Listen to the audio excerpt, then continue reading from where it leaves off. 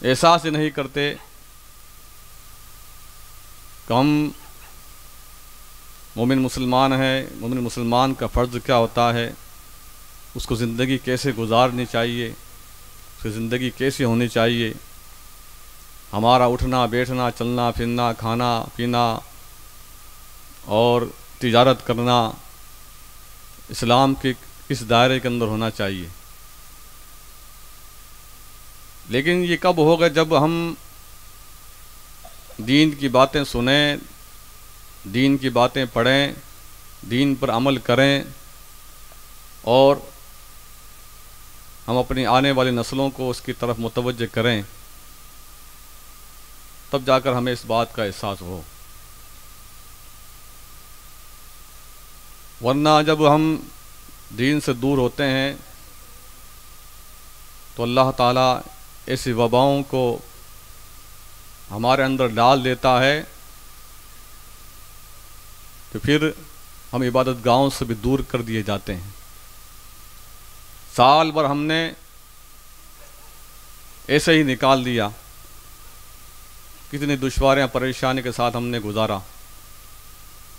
ऐसी वबा जो पुरानी तारीखों में मिलती थी वो हमने अपनी आंखों से देख ली। किस तरीके से हम अपनी इबादत गाहों से भी दूर कर दिए गए। चाह कर भी हम अपनी इबादत गाहों में जाना चाहें तो नहीं जा सकते, पाबंदियां लगा दी गई। ये पाबंदियां कोई इनकी नहीं थी, बल्कि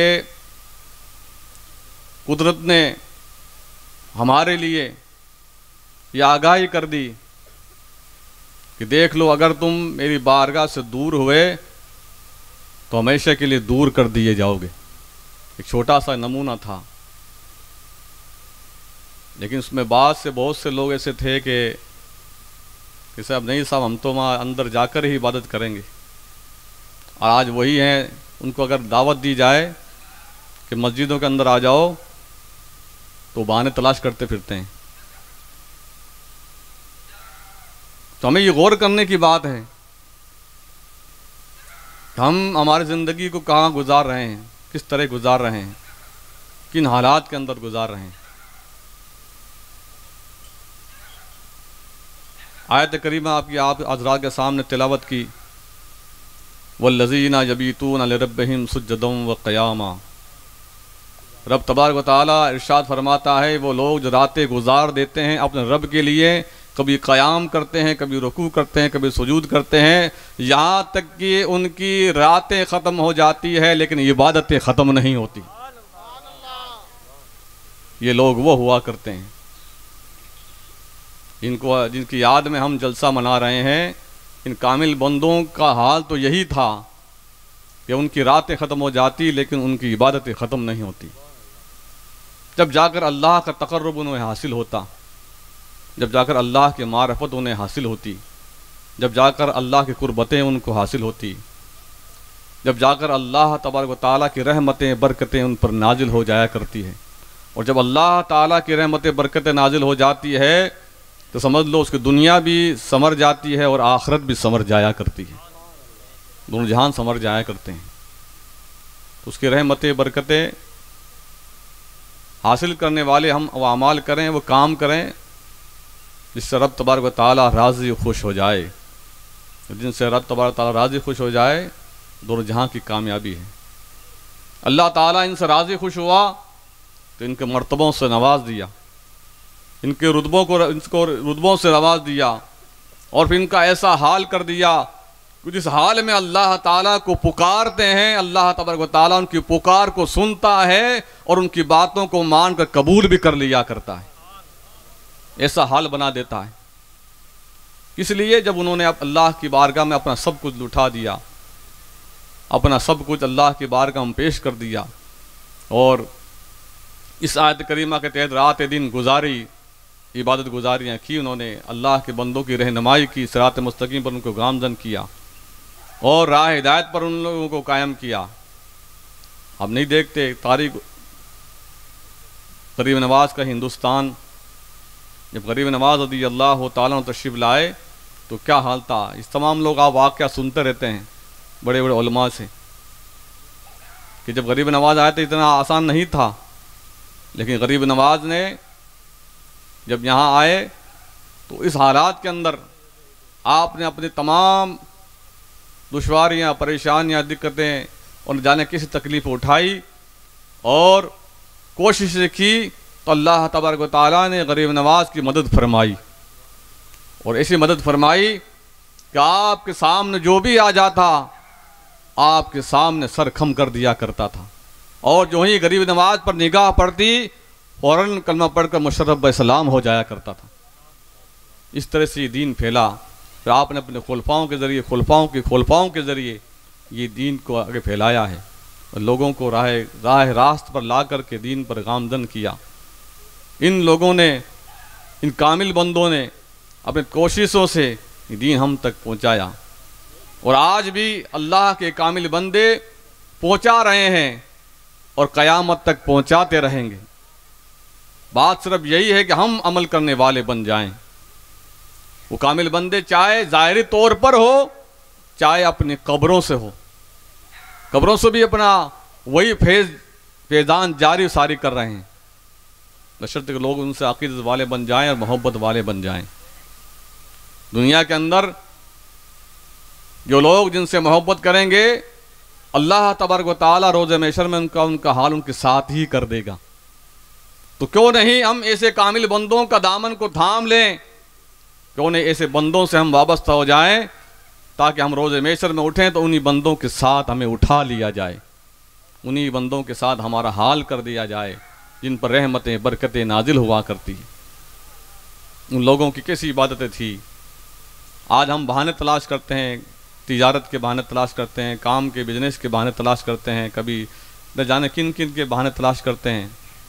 तो उन कामिल बंदों को भी देखें, वो भी अपनी तिजारत करके ज़िंदगी गुजारते थे, वो भी अपने बीवी बच्चों का भी ख्याल रखते थे और तिजारत मेहनत की कमाई कर उन बीवी बच्चों को खिलाते थे, और फिर इतनी इबादत गुजारी करते थे, रातों को जाग लिया करते थे, दिन में मेहनत मजदूरी करते थे।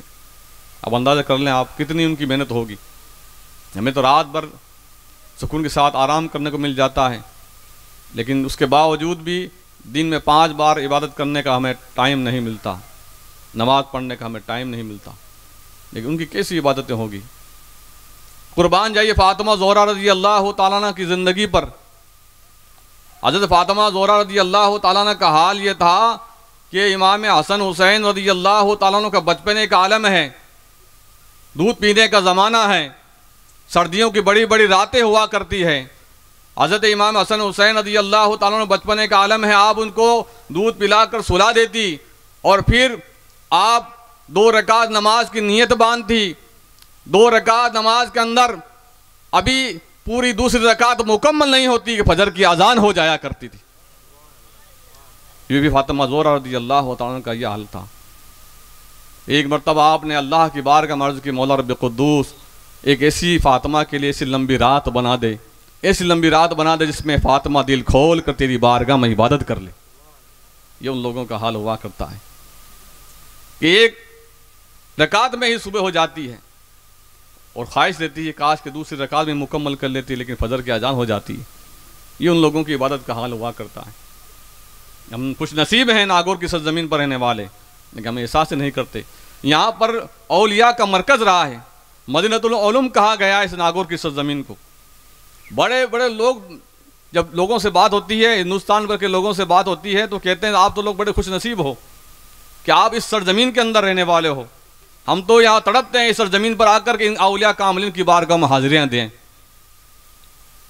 बहुत खुश नसीब हमें समझते हैं, हम खुश नसीब हैं, लेकिन हमें तौफीक नहीं होती इन कामिल बंदों की ज़िंदगियों को हम पढ़ें, उनकी ज़िंदगियों को समझें, कैसी इन्होंने ज़िंदगियाँ गुजारी, क्या इन लोगों का हाल रहा और क्या इन लोगों ने हमें तबलीग की। हुज़ूर सूफ़ी सुल्तानुत तारिकीन रहमतुल्लाह ताला अलैह गरीब नवाज के खलीफा सानी,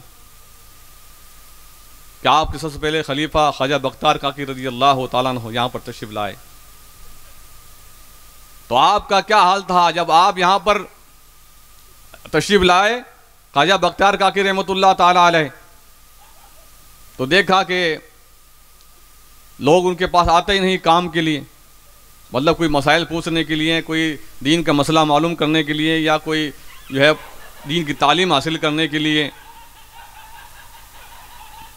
लेकिन जब इल्तिजा की गरीब नवाज की बारगाह में, गरीब नवाज रज़ी अल्लाह तआला अन्हु की बारगाह में आपने अर्ज़ की, गरीब नवाज रज़ी अल्लाह तआला अन्हु निगाह फरमाई, काए बख्तियार काकी दोबारा तुम जाओ नागौर और तुम्हें इस बात का एहसास हो जाएगा। और जब वापस बख्तियार काकी रहमतुल्लाह ताला अलैह गरीब नवाज की बारगाह से यहाँ पर तशरीफ लाए तो लोगों का हुजूम उमड़ गया, लोगों का हुजूम उमड़ा, इतना उमड़ा कि आपको इबादत के लिए भी टाइम निकालना पड़ा। इतना लोगों का हुजूम, कोई मसाइल पूछ रहा है, कोई दीन की बातें पूछ रहा है, कोई दीन की तालीम हासिल करने के लिए आपके पास आ रहा है। और जब हुज़ूर सूफी सुल्तान तारिकीन रहमतुल्लाह ताला अलैह कहा कि आप थे दिल्ली के अंदर, आपकी ड्यूटी गरीब नवाज दिल्ली में लगाई, तो वहाँ पर यह हाल था कि दिल्ली के अंदर भी आपकी खूब भीड़ होती, लेकिन आपने कभी भीड़ को पसंद नहीं किया। आप इबादत गुजारी ज़्यादा पसंद करते थे, यह आपका हाल था। तो आपने गरीब नवाज में की, हुजूर मैं चाहता हूँ यहाँ ज़्यादा भीड़ रहती है दिल्ली के अंदर, बख्तियार काकी को यहाँ पर आप बुलाएं, मुझे नागौर की सरज़मीन सुपुर्द कर दें। गरीब नवाज रज़ी अल्लाह तआला अन्हु ने आपके खलीफा ख़ास ख्वाजा बख्तियार काकी को कहा, तुम जाओ दिल्ली में जाओ और तुम यहाँ पर तशरीफ ले आओ। नाराए तकबीर, नाराए रिसालत, उलमा अहले सुन्नत, साहब की दूल्हा, अशरफी दूल्हा, नाराए तकबीर, नाराए रिसालत, उलमा अहले सुन्नत, जश्न ईद मिलादुन नबी।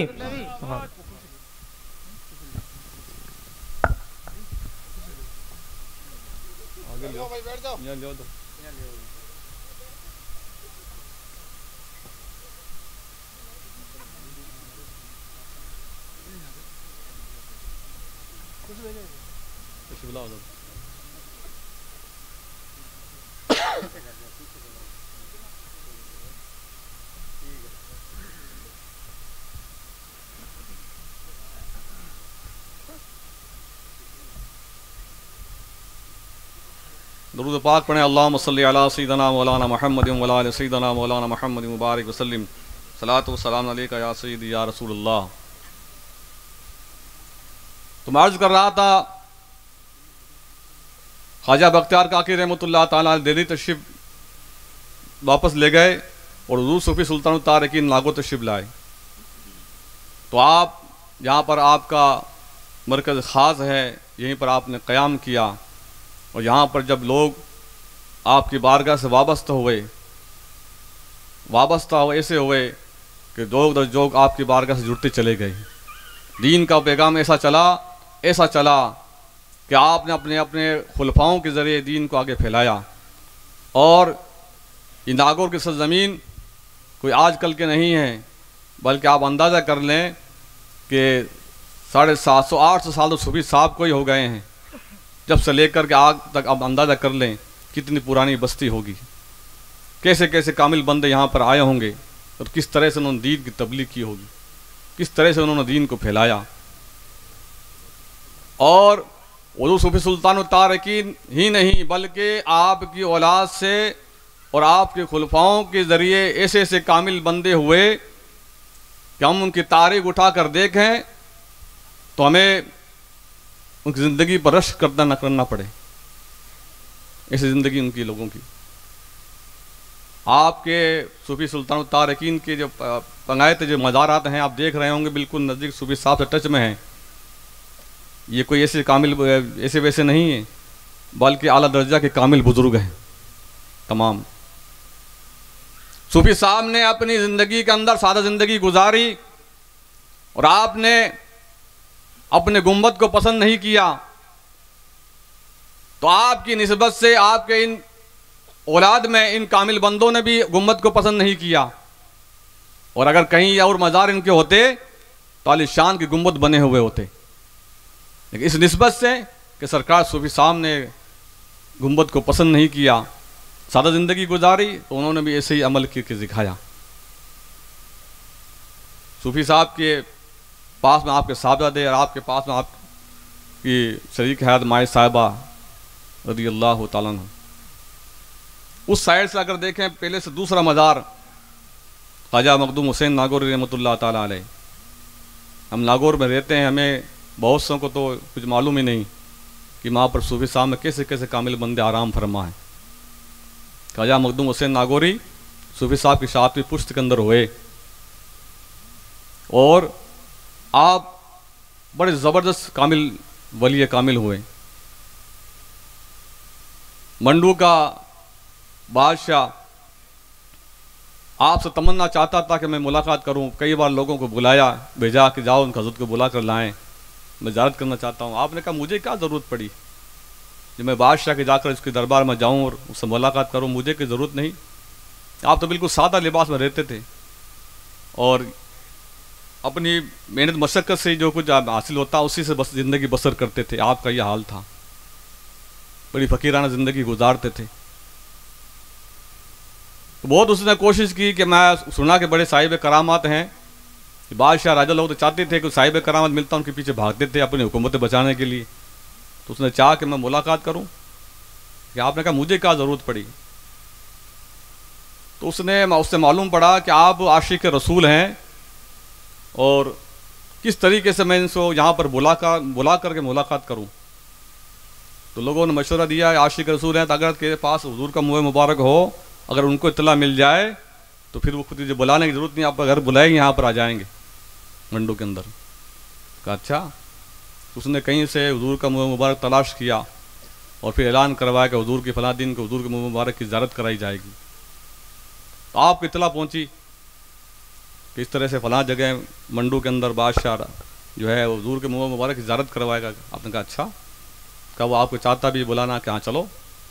अब तक तो बोला आपने इनकार किया, लेकिन हुजूर के मुँह मुबारक की बात आई तो आप फ़ौरन तैयार हो गए और बैलगाड़ी तैयार की और खुद आपने अपने साहबजादे को साथ लिया, खुद बैलगाड़ी चलाते हुए मंडो पहुँचे। इधर जब बादशाह को मालूम पड़ा कि आप तशरीफ़ ला रहे हैं, उन्होंने बड़े शाहाना इस्तकबाल के लिए बड़ा अपने शहर को सजाया कि साहिब करामात साहिब कामिल बंदे आ रहे हैं, उनका इस्तकबाल शाहाना इस्तकबाल किया जाए। जब आप उसकी सरहद में दाखिल हुए, लोगों ने कहा साहब तशरीफ़ ला रहे हैं, कहाँ पर? कब आ रहे हैं? तो बैलगाड़ी के अंदर। कहा ये बैलगाड़ी में आ रहे हैं, ये क्या? कब बहुत सादा ज़िंदगी गुजारने वाले हैं, कैसे कैसे हो सकता है? मैं तो बड़ा शाही तौर पर मैंने उनका इस्तकबाल उनके लिए तैयारियाँ की और हुजूर का हाल ये है कि बैलगाड़ी चलाते हुए आ रहे हैं और पुराने लिबास पहने हुए।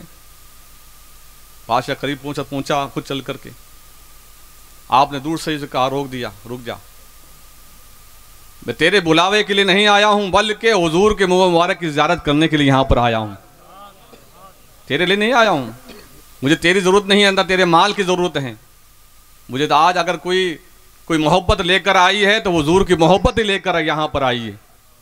मैं उस लिए आया हूँ, इसलिए मुझे तुझसे मतलब नहीं, न तेरी हुकूमत से मतलब है, न तेरे राजपाट से मतलब है, मुझे तो फ़ौरन तू हुजूर के मुँह मुबारक की ज़ियारत करवा दे। तो कहा हुजूर अभी ज़ियारत करवाते हैं। फ़ौरन अपने इसमें महल में घर में दाखिल हुआ, फ़ौरन एक डिबिया सजी हुई थी, उसके अंदर रुई लगा हुई, उस हुजूर के मुँह पर सजा हुआ था। अभी लेकर दरवाजे पर आया और अभी दरवाजे पर उसने खोला, अभी हुजूर सामने हैं और दरवाजे पर रुक करके डिबिया खोली, कभी हुजूर को खोल करके मैं ज़ियारत कराऊँ। अभी वो वहाँ पर खोल करके और उस मुँह मुबारक को देख ही रहा था कि हुजूर को सामने ले जाऊँ, पेश करूँ ज़ियारत करने के लिए। इतने में खुद ही हुजूर सामने से हाथों को उठा दिया ख्वाजा मखदूम हुसैन नागौरी ने, और जो ही हाथ उठाया तो हुजूर का मुँह मुबारक वहाँ से चल करके ख्वाजा मखदूम हुसैन नागौरी के हाथों में पहुँच गया। सुभान अल्लाह, सुभान अल्लाह, नारे तकबीर, नारे रिसालत, नारे तकबीर, अज़मते औलिया। आप अंदाजा करें, अभी तो खोल कर तैयारी कर रहा है कि मैं खोल करके हुजूर के सामने ले जाऊं और उनकी ज़ियारत करवाऊं। इधर हुजूर की मोहब्बत ऐसी कि आपने हाथों को उठाया, अपनी आंखें बंद की, इधर वो मुंह मुबारक उठ करके चलता है और हुजूर के हाथों में पाँव तशरीफ ले आता है, हुजूर का मुंह मुबारक। आपने उसको देखा, ज़ारत करी, आंखों से ज़ारो कतार आंसू जारी हो गए हुजूर की मोहब्बत के अंदर। और कहा आपने अपने हाथों को मुट्ठी बंद की और तशरीफ़ ले जाने लगे। बादशाह दौड़ा पीछे, हुजूर ये तो मैंने बड़ी मशक्क़त से हासिल किया है, हुजूर मैं चाहता था आपकी ज़ारत करूँ और इस बहाने आपकी ज़ारत हो गई। कहा तेरे पास तो हुजूर का मुँह मुबारक है, ये तो मेरे पास है, ये तो मेरा है। कहा ये हुजूर ये तो मेरा ही है।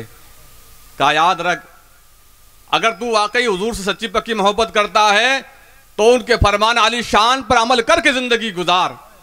उनके फरमान आली शान पर जब जिंदगी गुजारेगा तो तेरी हुकूमत भी बाकी रहेगी, तेरी नस्लें भी बाकी रहेगी। हुजूर के कदमों में गिर गया, कहा हुजूर आपके फरमान आली शान पर अमल करूंगा और लोगों को करवाऊंगा।